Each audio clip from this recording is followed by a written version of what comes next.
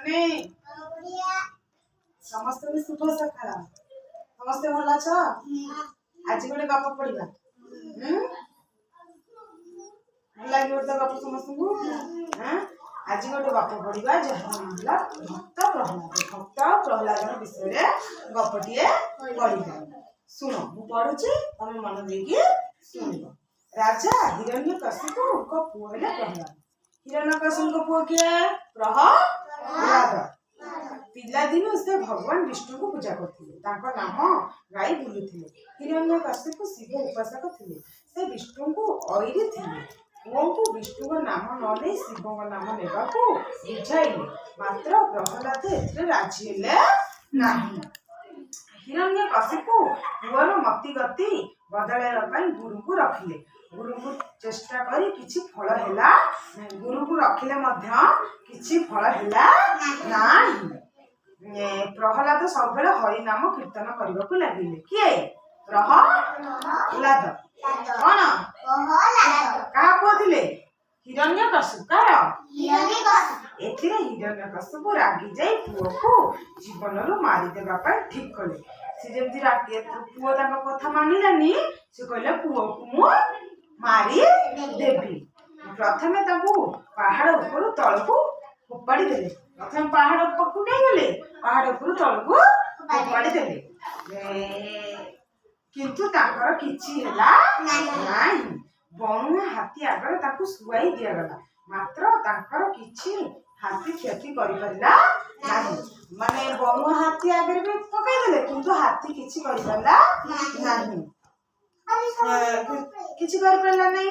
ତାପରେ ହିରଣ୍ୟକଶିପୁ ଭଉଣୀ ହୋଲିକା ନିଜ କୋଳରେ ପ୍ରହ୍ଲାଦକୁ ଧରି ନିଆଁରେ ବସିଲେ। ହିରଣ୍ୟକଶିପୁଙ୍କ ଭଉଣୀ କିଏ? ହୋଲିକା।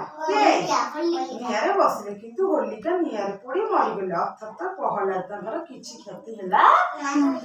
ହୋଲିକା ମରିଗଲେ, କିନ୍ତୁ ପ୍ରହ୍ଲାଦଙ୍କର କିଛି ହେଲା। ସବୁ ପ୍ରକାର ଉପାୟ ହେଲା, କିନ୍ତୁ କିଛି କାମ ଦେଲା ନାହିଁ। ଅକାମ ହୋଇଯିବ। ହିରଣ୍ୟକଶିପୁ ରାଗି ଯାଇ ପ୍ରହ୍ଲାଦକୁ ପଚାରିଲେ, କହ ତୋ ଭଗବାନ ବିଷ୍ଣୁ କେଉଁଠି ଅଛନ୍ତି? ତାଙ୍କୁ ରାଗିଲେ, ପଚାରିଲେ ପୁଅ ତୋ ଭଗବାନ ବିଷ୍ଣୁ କେଉଁଠି ଅଛନ୍ତି କହ। ପ୍ରହ୍ଲାଦ କହିଲେ, ସେ ସବୁଆଡେ ଅଛନ୍ତି। ହିରଣ୍ୟକଶିପୁ ପଚାରିଲେ, ତୋ ଭଗବାନ କଣ ଏଇ ଖମ୍ବ ଭିତରେ ଅଛନ୍ତି? ଅତି ବିନମ୍ର ସହିତ ପ୍ରହ୍ଲାଦ କହିଲେ, ହଁ ଏଇ ଖମ୍ବ ଭିତରେ ଅଛନ୍ତି। ଗୋଟେ ଖମ୍ବଟା ପୋତା ହେଇଥିଲା। ସେ କହିଲେ, ଏଇ ଖମ୍ବରେ କଣ ତୋ ଭଗବାନ ବିଷ୍ଣୁ ଅଛନ୍ତି? ତାଙ୍କ ପୁଅ କହିଲେ, ହଁ ସେ ଖମ୍ବରେ ମଧ୍ୟ ଅଛନ୍ତି। ଏହା ଶୁଣି ହିରଣ୍ୟକଶିପୁ ନିଜର ଖଣ୍ଡାରେ ଖମ୍ବକୁ ଦି ଗଡ଼ କରି ହାଣିଦେଲେ। ଯୋଉ ଖମ୍ବଟା ଥିଲା, ଖଣ୍ଡାରେ କଣ କଲେ? ଦି ଗଡ଼ କରିକି ହାଣିଦେଲେ। ସେଥିରୁ ଭଗବାନ ନରସିଂହ ରୂପରେ ବାହାରିଲେ। ମୁହଁଟା ସିଂହ ଭଳି, ଶରୀରଟା ମଣିଷ ଭଳି। ମୁହଁ ପୁରା ସିଂହ ଦେଖିଛଟି?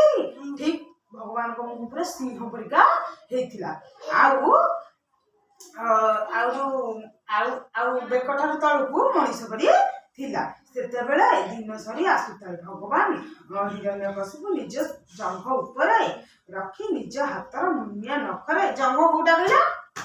ତମ ଜଙ୍ଘ କୋଉଟା? ତାରି ଉପରେ ରଖିଦେଲେ। ଜଙ୍ଘ ଉପରେ ରଖିକିରି ତାଙ୍କ ଯୋଉ ମୁନିଆ ନଖ ଅଛି କି? ନଖ ରଖୁଛ ନା କାଟି ଦଉଛ ସମସ୍ତେ? ନଖ ସଫା ରଖିବ। ନଖରେ କଣ କଲେ? ତାଙ୍କ ପେଟକୁ ଚିରି ଦେଲେ। ମାନେ ପେଣ୍ଡାରେ ଥୋଇକି ତାଙ୍କ ନଖରେ ଏମିତି ପେଟକୁ କଣ କଲେ? ଚିରି ଦେଲେ। କାହାର? ହିରଣ୍ୟକଶିପୁଙ୍କର। କାହାର? ପ୍ରହ୍ଲାଦଙ୍କ ବାପା ହିରଣ୍ୟକଶିପୁ।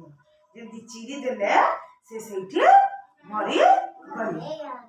ତାହେଲେ ଏଥିରୁ ତୁମେ କଣ ଶିଖିଲ?